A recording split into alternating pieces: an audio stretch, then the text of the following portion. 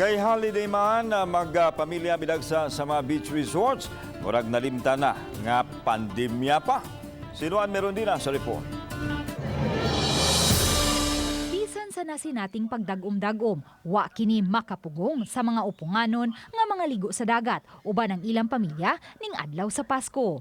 Enjoy ang tanan, bata man o idaran sa pagtampisaw sa dagat. Apan ang uban, daw nakalimot nga naa pa ang pandemya o wa na nila igsapayan ang risgo sa ilang pagtapok-tapok. Nabalaka lagi yung tama mo eh. Yung saon man yun ni nga.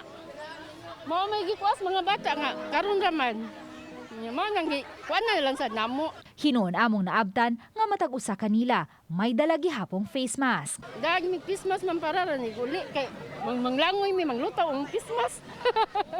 Ang crisis management team sa Dakbayan sa Lapu-Lapu pabalik-balik nga mipahimangno sa mga upunganon nga anaa pa gihapon ang pandemya busa mas maayong likayan ang mga tapok-tapok. Sa pagkakaron, anaa na lang sa 34 ang active COVID cases sa Lapu-Lapu City kay naka-recover na ang 2,495 sa 2,649 nga total COVID cases.